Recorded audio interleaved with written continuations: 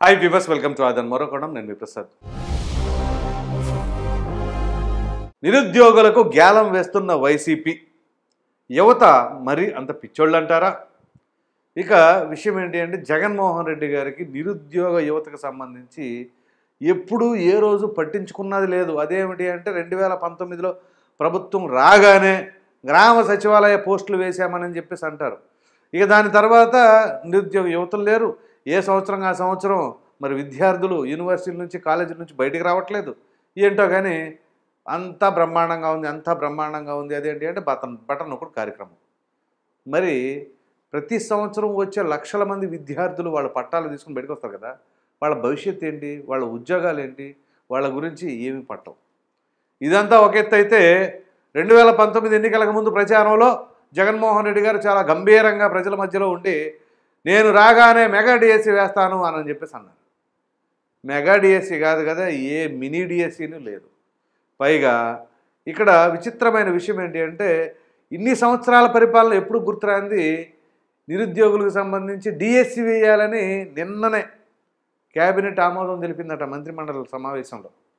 So ఏంటి అంటే 6100 DSC పోస్టులు భర్తీకి నోటిఫికేషన్ రిలీజ్ చేయాలని ప్లాన్ చేస్తున్నారు. సరే, 6100 పోస్టులకి నోటిఫికేషన్ రిలీజ్ చేద్దాం అనుకుంటాను, మంచిదే. మరి అటువంటప్పుడు ఈ 6100కే ఈ విధంగా అంటే, చంద్రబాబు నాయుడు గారు హయాంలో 2018లో 7500 పోస్టులు అప్పుడు నోటిఫికేషన్ ఇస్తే, దీనికే విశాఖపట్నంలో ఆ నిరుద్యోగ యువతంతా కూడా ధర్నాలు రాస్తారోకోలు చేశారు. ఆ సమయంలోనే కదా జగన్మోహన్ రెడ్డి గారు జగ్గంపేట పాదయాత్ర భాగంగా అక్కడ దాకా చేరిన తర్వాత అప్పుడు చెప్పారు హామీ. అది మీరు కావాలంటే చెక్ చేసుకోండి. అక్కడ జగ్గంపేట వరకు వెళ్ళేటప్పుడు అన్నారనమాట, మనం రాగానే మెగా డిఎస్సి వేస్తామన్నారు. ఇక ఆ తర్వాత ఏమైందో ఎవరికి తెలియదు.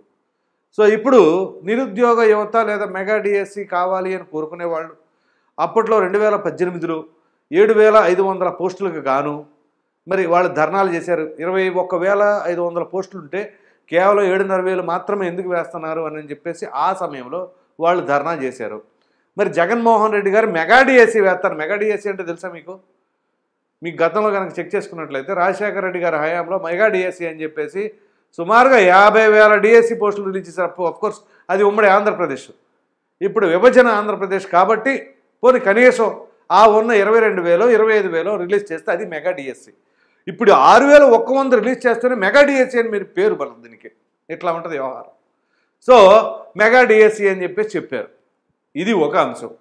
మరి జగన్మోహన్ రెడ్డి గారు ఇదే చంద్రబాబు నాయుడు గారిని ఏ విధంగా 7500 పోస్టులు రిలీజ్ చేసినప్పుడు దాని గురించి కూడా ఎన్నికల ప్రచారంలో భాగంగా వాడేసుకున్నారుగా. 21,000 22,000 పోస్టులు ఉంటే మీరు 7,500 వదులుతారా అని చెప్పేసి. మరి ఇప్పుడు ఆ 7,500 పోస్టులు కూడా మొదటి నుంచి ఎప్పుడు రిలీజ్ చేయాలి. ఇప్పుడు హడావుడిగా 6,100 పోస్టులు. అసలు నిజంగా చిత్తశుద్ధితో ఈ నోటిఫికేషన్ రిలీజ్ చేస్తున్నారా? అది కూడా ఆలోచించండి. ఎన్నికల నోటిఫికేషన్ కోడ్ ఎప్పుడు రాబోతుంది? గట్టిగా తంతే 15 నుంచి 20 రోజుల్లో రాబోతుంది. ఈ మధ్యలో వీళ్ళు దీనికి ఆమోదం తెలుపుకొని ఎప్పుడు పాస్ చేద్దాం అనుకుంటున్నారు, ఎప్పుడు నోటిఫికేషన్ ఇద్దాం అనుకుంటున్నారు? అసలు ఏంటి కథ? డిఎస్సి అంటే అంత ఆషామాషీనా?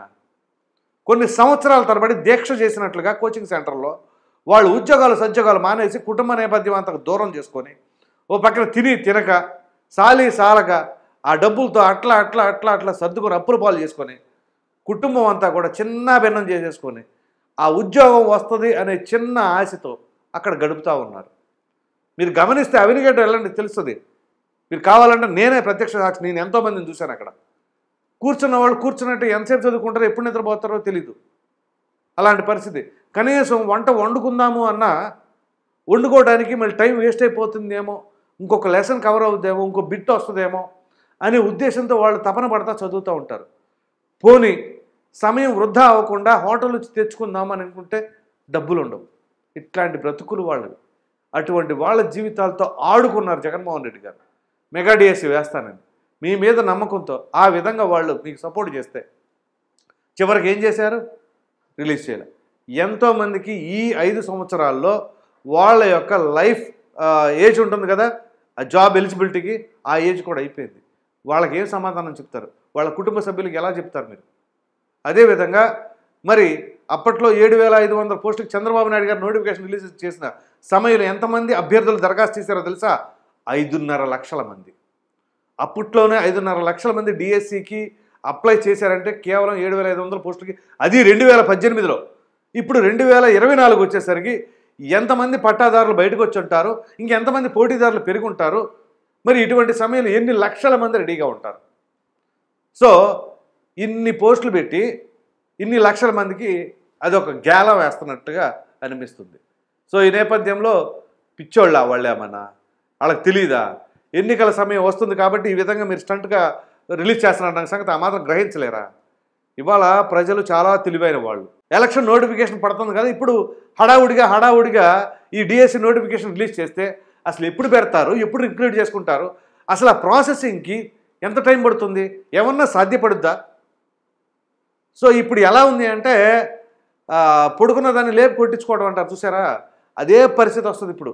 ఆ నిరుద్యోగ యువతని వాళ్ళ కసి తీసుకొస్తున్నారు బయటికి ఇప్పుడు. ఎందుకంటే ఇంతకాలం మేము గుర్తు రాలేదా అనేది వాళ్ళకి మరలా వస్తుంది అనమాట. సో ఆ విధంగా వాళ్ళు ఇప్పుడు చాలా కసిగా ఉంటారు. ప్రస్తుత ప్రభుత్వం పైన మాత్రం యువత మాత్రం చాలా గుర్రుగా ఉంటారు. అదేమిటి అంటే అక్క చెల్లెళ్ళకి అవ్వ తాతలకి బట్ట నొక్కుతున్నానని చెప్పేసి జగన్మోహన్ రెడ్డి గారు వైసీపీ నాయకులు చెప్తారు కదా, నొక్కండి. కానీ అదే సమయంలో ఇక్కడ యువతను కూడా పట్టించుకోండి. వాళ్ళకి ఉన్న ఆ క్వాలిఫికేషన్ తగినట్టుగా ఉద్యోగాల కల్పన చేయాలి, అది ప్రభుత్వ బాధ్యత. అదేమిటి బటన్ నొక్కుతున్నా అంటే సరిపోయిందా? అదేమిటి డెవలప్మెంట్ అంటే అసలు డెవలప్మెంట్ను కూడా తీసుకొచ్చి ఈ పథకాల్లో యాడ్ చేసేసి వాళ్ళని ఆర్థికాభివృద్ధి చెందిస్తున్నాను, అది కూడా డెవలప్మెంట్లో యాక్టివిటీ తెలుసా అంటే ఈ మధ్య వైసీపీ నాయకులు చెప్తున్నారు. డెవలప్మెంట్కి ఉన్న అర్థాలను కూడా మార్చేసి జగన్మోహన్ రెడ్డి గారిని సమర్థిస్తున్నారు అంటే ఇక దీనిని బట్టి ఇంక ఏం చెప్పుకోవాలో అర్థం చేసుకోండి. ఎక్కడైనా డెవలప్మెంట్ అంటే ఈ డబ్బులు ఇచ్చేస్తే పేదలకి అది డెవలప్మెంట్ అంటారు ఎవరైనా? సో ఆ డెవలప్మెంట్కి ఉన్న అర్థాన్ని కూడా మార్చేస్తాం వాళ్ళు వైసీపీ. సరే సమర్థించుకోవచ్చు, మరి ఇంత అడ్డగోలుగా మా నాయకుడు ఏది చేసినా సూపర్ అని చెప్పి సమర్థించుకుంటే ఇప్పుడు ఎవరైతే సమర్థించినారో వాళ్ళని విమర్శించిన వాళ్ళు ఎవరు? తెలుగుదేశం పార్టీ వాళ్ళు, జనసేన వాళ్ళు విమర్శించినప్పుడేమో డిఫెండ్ చేసుకున్నారు కదా. ఇప్పుడు మరి అదే నాయకులు జగన్మోహన్ రెడ్డి గారిని విభేదించి బయటకు వచ్చి గతంలో తెలుగుదేశం జనసేన ఏ విమర్శలు చేసినాయో అదే విమర్శలు తిరిగి మరలు ఇప్పుడు మీ దగ్గర ఒకప్పుడు పనిచేసిన వాళ్ళే చేస్తుంటే అంటే దీన్ని బట్టి తెలుగుదేశం జనసేన చేసే విమర్శలు వాస్తవమేనని చెప్పేసి అర్థం చేసుకోవాలిగా. అట్లా ఉంటుంది పరిస్థితి. సో ఇట్లా ఇప్పుడు డిఎస్సిని మాత్రానికి ముందు తీసుకొచ్చారు. ఇప్పుడు ఆ అభ్యర్థులందరికీ కూడా ఏదో ఉంది చూసారా. ఫర్ ఎగ్జాంపుల్ పాత రోజుల్లోనో లేకపోతే ఆ బ్రిటిష్ కాలంలోనో ఒక ఇంత దాంట్లో చాక్లెట్లో రొట్టె ముక్కలు పెట్టేసి ఓ 10 మందిని వదిలేసి దొరికినట్టు తినండి, కొట్టుకు చావండి అన్నట్టుగా ఇప్పుడు వాళ్ళకి 6,100 పోస్టులు రిలీజ్ చేసి అదేమిటి అంటే మెగా డిఎస్సి అంటే దీనికి పేరు మళ్ళీ వినండి. సో ఆ విధంగా చేస్తున్నారు అంటే దీనిని బట్టి ప్రజలు ఎంత పిచ్చవాళ్ళు ఉన్నారా. అదేమిటి అంటే ఇదిగో మేము రిలీజ్ చేసాం చూసారా, మేము నోటిఫికేషన్ ఇచ్చాం చూసారా అని చెప్పేసి చెప్పుకోవడానికి చేస్తున్నారా? అసలు ఏం చేస్తున్నారు, ఎందుకు చేస్తున్నారు, ఏమీ అర్థం కావట్లా. మొత్తానికి ఈ నిరుద్యోగ యువతకైతే మాత్రం ఏదో ఊరట ఇచ్చినట్లుగా ఇప్పుడు 6,100 కూడా అది ఎంతవరకు అసలు రిక్రూట్ చేసుకోవడానికి సాధ్యపడుద్దా? 2018లో నోటిఫికేషన్ రిలీజ్ చేసిన నాటికి ఆ ప్రాసెస్ అంతా నడపాలి, ఎగ్జామ్ జరగాలి, ఆ తర్వాత సర్టిఫికేట్ వెరిఫికేషన్ జరగాలి.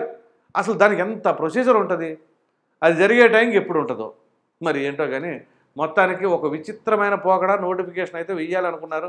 సరే ఇదంతా కంటి తుడుపు చర్యనా, ఇది కావాలనే చేస్తున్నారు, ఎన్నికలు వస్తున్నాయి కాబట్టి ఈ విధంగా సరే ఏదో ఒకటి చెప్పాలి కాబట్టి చెబుతున్నారో. కానీ మొత్తానికి ఈ నోటిఫికేషన్ అనేది మాత్రం ఒకంత ఆశ్చర్యానికి గురి చేసిందనడంలో ఎటువంటి సందేహం లేదు.